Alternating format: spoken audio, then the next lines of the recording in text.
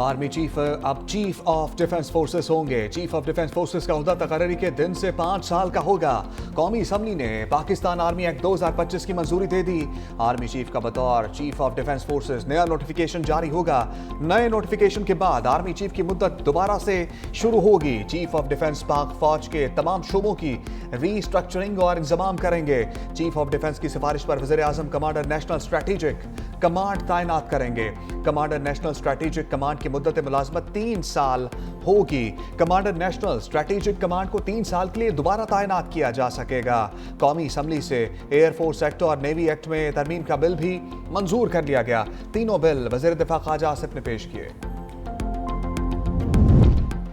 वज़ीर आज़म शहबाज शरीफ की सदारत में वफाकी काबीना का इजलास 27वीं आईनी तरमीम की मंजूरी दी। इजलास में आर्टिकल 243 में तरमीम के तनाजुर में तीनों सर्विसेज के एक्ट में तरमीम की मंजूरी। Field marshal, marshal of the air, admiral of the fleet के रैंक्स को कानूनी तहफ़्फ़ुज़ मिल गया। चीफ ऑफ डिफेंस सर्विसेज के ओहदे की तश्कील के लिए कानून साजी की भी मंजूरी। Commander of the national strategic command के ओहदे के लिए भी कानून साजी। Chairman joint chief of staff committee का ओहदा मौजूदा चेयरमैन की रिटायरमेंट के बाद खत्म हो जाएगा। वफाकी काबीना ने फेडरल कॉन्स्टिट्यूशनल कोर्ट एक्ट 2025 के मुसवदे की भी मंजूरी दे दी।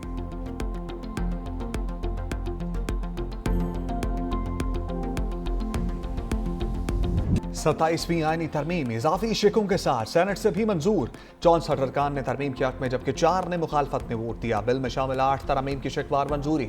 सेनेटर सैफुल्लाह अबड़ू और सेनेटर अहमद खान ने तरमीम के हक में वोट दिया। PTI अरकान ने वॉकआउट किया।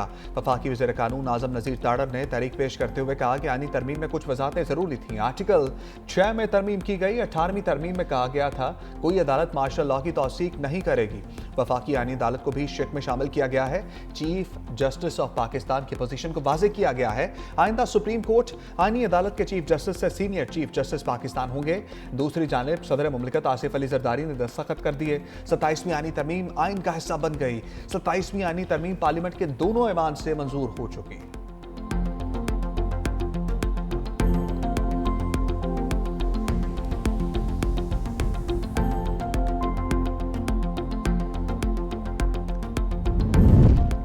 Supreme court practice and procedure act भी कसरत राय से मंजूर। प्रैक्टिस एंड प्रोसीजर से मुतल्लिक शिक 191 निकाल दी गई। बेंच बनाने का अख्तियार चीफ जस्टिस की सरबराही में 3 रुकनी कमेटी को दिया गया।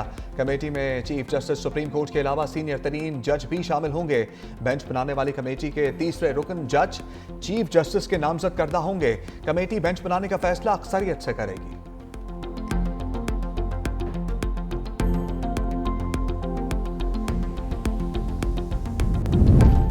27वीं आईनी तरमीम में आला अदलिया को टुकड़े टुकड़े कर दिया। सुप्रीम कोर्ट के 2 सीनियर जजों जस्टिस मंसूर अली शाह और जस्टिस अतर मिनुल्लाह ने इस्तीफा दे दिया। दोनों जजेस ने सुप्रीम कोर्ट में अपने चैम्बर्स खाली कर दिए। जस्टिस मंसूर अली शाह 13 सफ़ात पर मुश्तमिल इस्तीफे में कहा 27वीं आईनी तरमीम पाकिस्तान पर संगीन हमला है। अदलिया को हुकूमत के मातहत बना दिया गया। आईनी जमहूरियत की रूह पर कारी ज़रब लगी। इंसाफ आम आदमी से दूर और ताकत के सामने बेबस हो गया। इस तरह की तब्दीलियां ज्यादा देर साबित नहीं रह सकती। अब ना आएगा दिफा कर सकता हूँ ना तरमीम का जायजा ले सकता हूँ। साफ जमीर के साथ जा रहा हूँ। जस्टिस अतर मिनुल्लाह ने कहा कि जिस आइन के तहत हलफ उठाया था वो बाकी नहीं रहा। मैंने हमेशा आइन पाकिस्तान की पासदारी का अहद किया। नई तरमीम के बाद आइन अब अपनी रूह खो चुका है। Senior advocate Makhdoom Ali Khan law and justice commission से मुस्ताफी।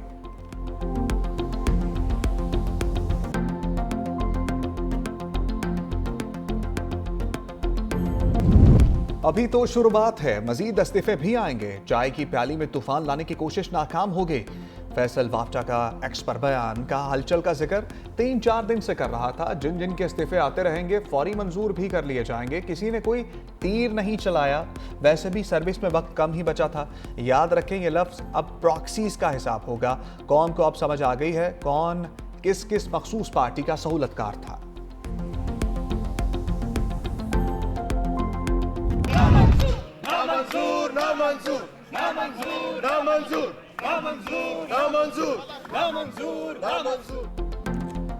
27वीं तरमीम की मंजूरी के दौरान अपोजिशन अरकान डेस्क बजाकर एहतजाज करते रहे, शोर शराबा किया।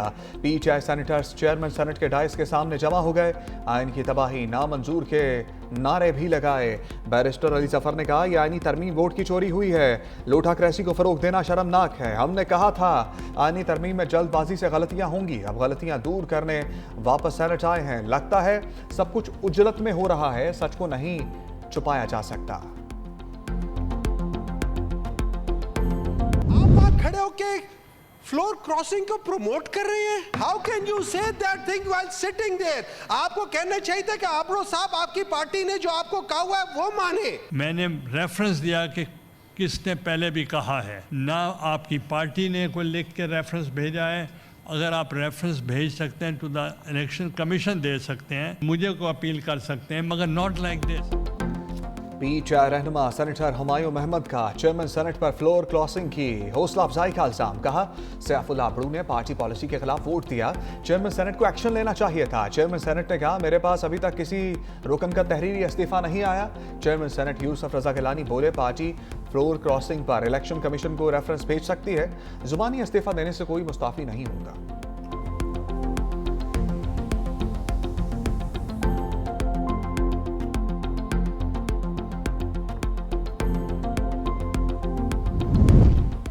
प्रोसीजर मुकम्मल होने तक सैफुल्लाह अबड़ू ऐवान के रुकन हैं। मेंबर वोट देता है तो वो वोट गिना जाता है, रुकनियत बाद में खत्म होगी। पीटीआई भूल गई, अदम एतमाद के वक्त फौरी असम्बली तोड़ दी गई थी। वज़ीर ख़ारजा सागजार का सेनेट से खिताब। कहा, अपोजिशन को कमेटी में जाना चाहिए था, शायद दुरुस्तगी वहीं हो जाती। अगर पार्टी पॉलिसी के खिलाफ वोट है तो वो कानूनी रास्ता इख्तियार कर सकती है।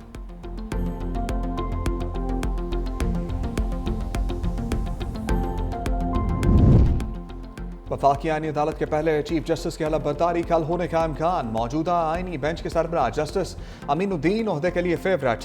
तरमीम के गजट नोटिफिकेशन के बाद तैनाती वज़ीर आज़म करेंगे। जस्टिस याहिया अफरीदी ने जस्टिस अमीनुद्दीन के एजाज में इशाइया रख लिया।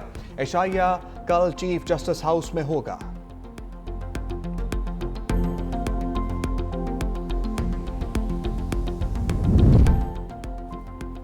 चीफ जस्टिस याहिया अफरीदी ने कल फुल कोर्ट इजलास तलब कर लिया।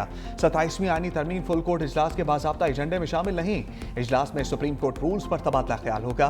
एडवोकेट मुनीर पराचा को सीनियर वकील का टाइटल देना भी एजेंडे में शामिल। फुल कोर्ट इजलास कल दोपहर 2 बजे सुप्रीम कोर्ट में होगा।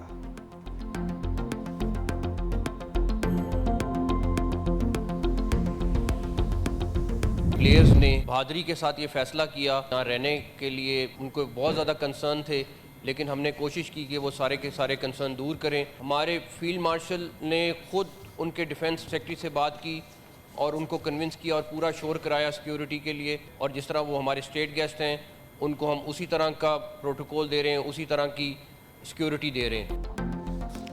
फील्ड मार्शल ने श्रीलंकन वज़ीर दिफा को फोन किया, श्रीलंकन टीम की सिक्योरिटी की यकीन दहानी कराई। वज़ीर दाखिला मोहसिन नकवी का कौमी असम्बली में इंकशाफ। कहा, श्रीलंकन सदर ने भी अपनी क्रिकेट टीम से बात की, श्रीलंकन टीम के तमाम खदशात दूर किए।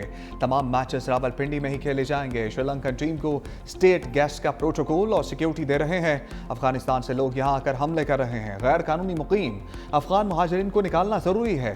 सेनेट में श्रीलंका की टीम को खराज तहसीन पेश करने की तारीफी करारदाद पेश। करारदाद आजम नजीर ताड़र ने पेश की।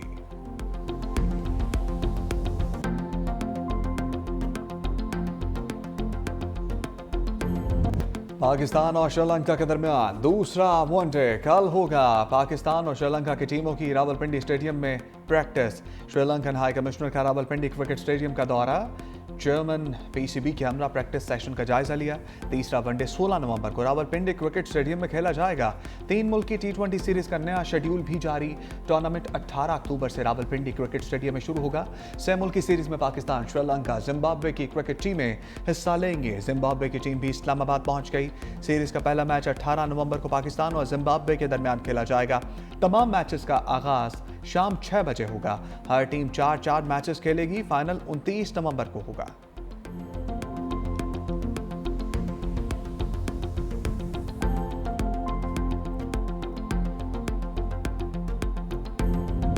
वाना कैडेट कॉलेज पर हमला करने वाले तमाम दहशतगर्द अफगान शहरी निकले। मनसूबाबंदी अफगानिस्तान में की गई। हमले का हातमी हुक्म खारजी नूर वली महसूद ने दिया। सिक्योरिटी जराये के मुताबिक दहशतगर्द पूरी कार्रवाई के दौरान अफगानिस्तान से मिलने वाली हदायत पर अमल पैरा थे। हमले की मनसूबाबंदी खारजी जाहिद ने की। खारजी नूर वली महसूद के हुक्म पर हमले की जिम्मेदारी जैश अल हिंद के नाम से कबूल की। खारजी नूर वली फतनल खवारिज से जिम्मेदारी हटाना चाहता था, इसीलिए हमले के दौरान बनाई गई वीडियो में खारजी बार बार उर्दू में बात करते रहे।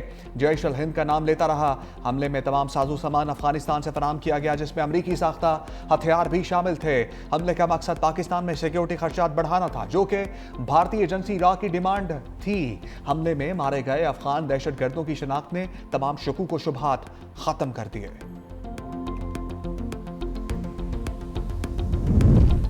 सिक्योरिटी इदारों की बड़ी कामयाबी। इस्लामाबाद कचहरी हमले में मुलव्वस खुदकुश हमलावर की शिनाख्त हो गई।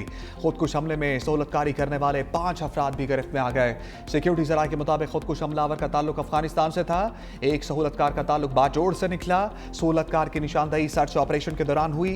हमले में मदद देने वाले 5 अफराद को रावलपिंडी और इस्लामाबाद के मुख्तलिफ इलाकों से हिरासत में लिया गया। किस सहूलतकार ने हमलावर को क्या क्या मदद की, उसका तयन हो रहा है। पुलिस के मुताबिक खुदकुश हमलावर गोलड़ा से पहले एक ऑनलाइन राइडर के जरिए 26 नंबर चुंगी से आया था। गोलड़ा से कचहरी तक हमलावर ने मास्क पहने रखा।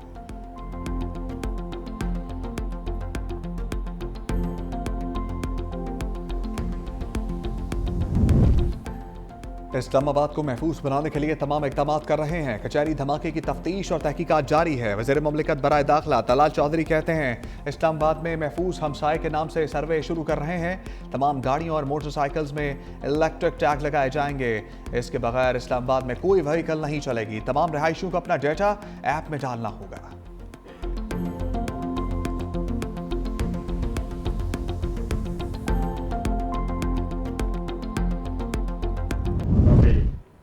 कैडेट कॉलेज में जो है जिस तरह दहशतगर्दों ने हमला किया, बच्चों को जो है पाक फौज ने रेस्क्यू किया।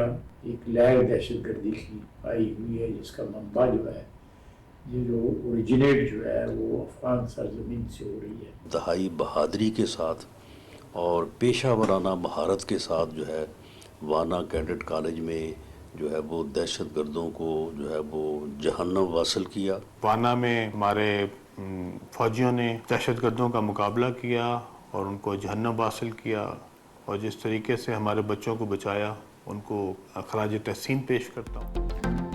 वाना कैडेट कॉलेज के तलबा को रेस्क्यू करने पर वफाकी काबीना के अरकान का सिक्योरिटी फोर्सेस को खराज तहसीन। ख्वाजा आसिफ ने कहा, सिक्योरिटी फोर्सेस की बरवक्त कार्रवाई के बायस वाना कैडेट कॉलेज में कोई नुकसान नहीं हुआ। सिक्योरिटी फोर्सेस बहादुरी से दहशतगर्दी का मुकाबला कर रही हैं। वफाकी वज़ीर दाखिला मोहसिन नकवी ने कहा, तमाम तलबा टीचर्स की जिंदगियां बचाने वाले बहादुर सपूतों को सलाम। बरवक्त कार्रवाई पर पाक फौज के ऑपरेशनल कमांडर और पूरी टीम को मुबारकबाद देता हूँ। राना सनाउल्लाह ने कहा, बेगुनाह लोगों को शहीद करने वालों के साथ मुज़ाकरात नहीं हो सकते। वाना में हमारे बहादुर जवानों ने पेशा बनाना महारत का मुजाहरा किया। राना तनवीर का भी वाना कैडेट कॉलेज पर हमला नाकाम बनाने पर सिक्योरिटी फोर्सेस को खराज तहसीन। वफाकी वजीर अब्दुल अलीम खान बोले, मुसल्लह अफवाज के जवानों ने वाना में दहशतगर्दी को शिकस्त दी। मुसद्दिक मलिक भी कामयाब ऑपरेशन पर पाक फौज को खराज तहसीन किया।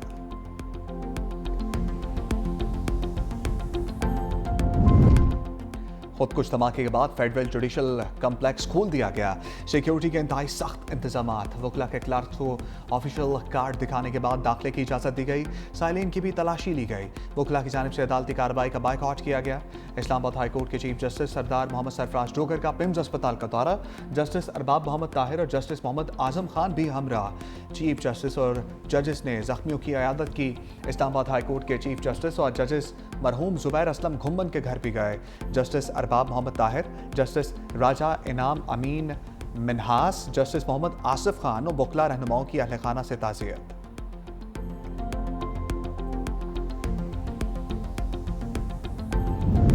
11वां NFC का 18 नवंबर को मुजवजा मुशावरती इजलास फिर मुलतवी। नेशनल फाइनेंस कमीशन इजलास के लिए हतमी तारीख पर इत्तफाक राय ना हो सका। वफाकी हुकूमत ने इजलास के लिए सूबों से दूसरी बार राय मांगी थी। नेशनल फाइनेंस कमीशन इजलास के लिए नई तारीख का तयन बाद में किया जाएगा। इससे पहले 29 अगस्त और फिर 10 नवंबर की तारीख तजवीज़ की गई थी। मुल्क में सैलाब के बायस इजलास सिंध हुकूमत की दरख्वास्त पर मुलतवी किया गया था।